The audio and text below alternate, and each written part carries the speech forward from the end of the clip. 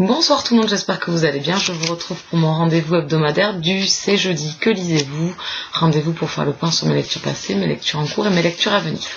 C'était une très bonne semaine. J'ai lu 2 livres, dont un quand même qui faisait 550 pages en grand format, écrit petit. Donc je suis quand même assez contente. C'était une bonne semaine. Ça fait plaisir de trouver le temps de lire et de s'évader. Alors, on va commencer. Je vous laissais la semaine dernière avec Gabriel, le tome 1, Le divin enfer de Gabriel, de Sylvain Reynard aux éditions Michel Lafon. C'était un livre que j'attendais avec grande impatience, genre comme un enfant le jour de Noël, qui attend ses cadeaux avec grande impatience. Et bien là, c'était pareil. Et du coup, ma lecture a été mitigée. Voilà. Donc du coup, c'est la déception, parce que peut-être que j'en attendais trop. Et du coup, je suis déçue.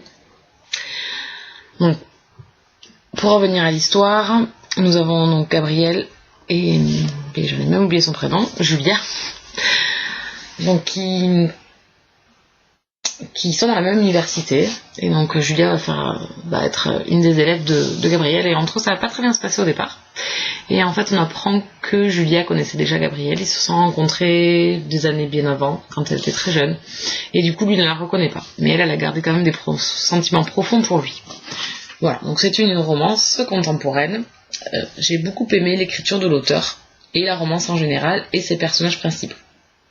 Donc voilà, il y avait quand même du bon, on est bien dedans, on a envie, quand on ferme le livre, on a envie quand même de continuer, on prend plaisir dans notre lecture. Mais voilà, comme il y a des bémols, ça m'a un peu gâché ma lecture. Quels sont-ils? Alors le premier bémol, c'est des longueurs. Il y a pas mal de longueurs. Donc c'est pas que... C'est une impression de tourner en rond en fait, c'est pas saoulant, mais c'est une impression de tourner en rond, donc ça agace un petit peu, et j'aurais mis un peu plus de rythme. Voilà. Le second point négatif, c'est que j'ai trouvé par moments très niais et très mièvre les comportements et les sentiments de nos personnages. C'est trop romancé. Alors voilà, pour moi c'était trop romancé, c'était trop niais, et j'en ai levé les yeux au ciel quelques fois. Mais sinon, c'est paradoxal parce que c'est aussi des points positifs, c'est-à-dire que l'auteur a su mettre en place son histoire, a pris le temps de nous présenter son histoire, de nous présenter ses personnages et de nous présenter leur relation, et d'installer la relation entre eux, puisque comme au départ ils ne s'aiment pas, c'est le point positif au départ, c'est vraiment sympa. Et donc on prend le temps dans cette romance, et ça j'ai beaucoup apprécié. Donc en fait mes points négatifs chevauche mes points positifs. Également par moments c'était très romancé et j'ai aimé, et par d'autres moments non. Donc les longueurs apportées, le livre fait 550 pages, je pense que ça aurait pu être beaucoup plus court. Donc à l'arrivée, déception quand même, puisque j'attendais vraiment énormément, donc forcément vous imaginez que en fermant le livre on est un peu déçu. Mais ça m'empêchera pas de poursuivre l'aventure et de lire la suite, parce que je me suis quand même attachée à son écriture, qui est vraiment très très jolie. Il écrit très très bien. Il nous embarque quand même avec ces 2 personnages qui sont torturés et qui se découvrent, et qui découvrent leur amour. Et ça j'ai beaucoup aimé, c'est très beau. C'est amené aussi sur un fond de... c'est un professeur et une élève donc qui travaillent sur l'époque de la Renaissance, de Dante et de Béatrice, de l'art en général. Et ça, c'est vraiment un point positif aussi de nous amener là-dedans. C'est vraiment très agréable. Et le personnage de Gabriel que j'ai beaucoup aimé, et qui par moments, comme je vous disais, il y a des moments niais, que je trouvais pas en accord avec le personnage, même s'il est torturé, qu'il a fleur de peau et qu'il est doux et gentil. Par moments c'était trop, ça faisait trop de contraste pour moi. Donc voilà, je sors quand même mitigée de cette lecture. Je lirai la suite.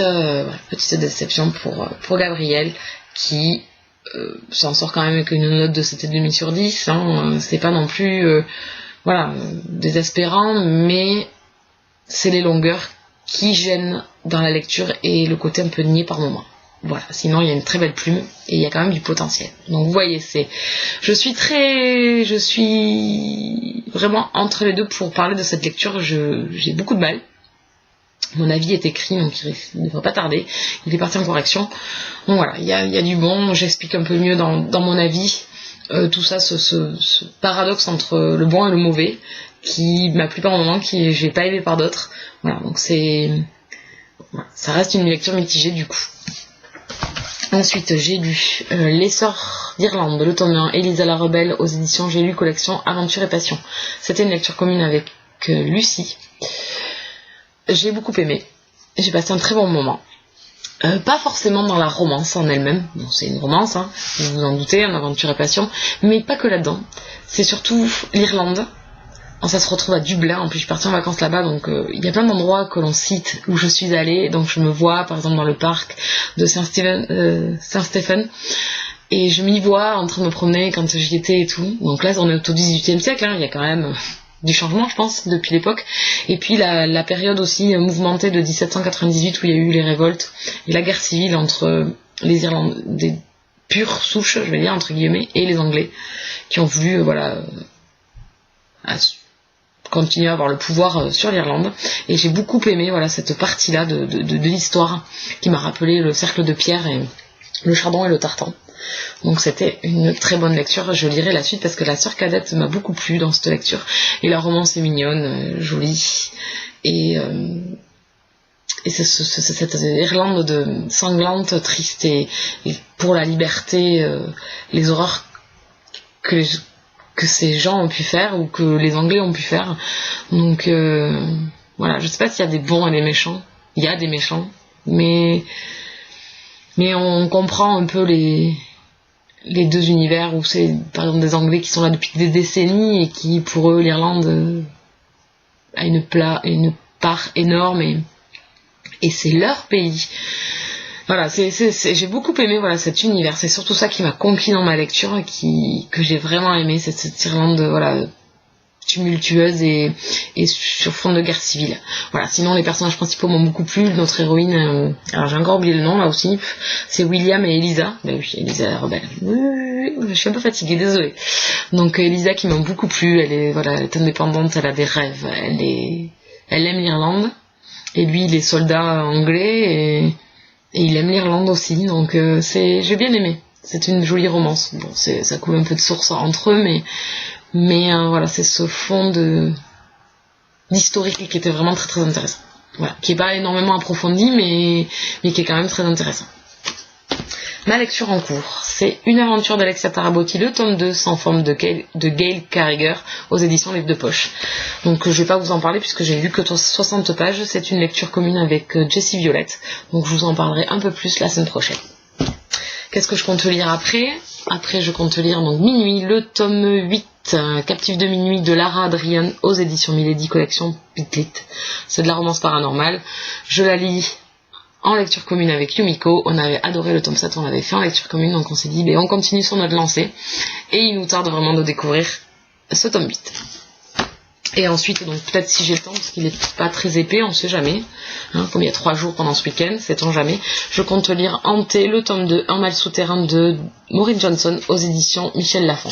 J'avais bien aimé le tome 1, surtout la seconde partie qui m'avait vraiment entraîné, j'avais bien aimé l'univers de l'auteur, et vraiment dans la seconde partie il y a plus de dynamisme que dans la première où j'ai trouvé pas mal de longueur, donc il y avait vraiment du bon, et donc il me tarde de continuer cette saga.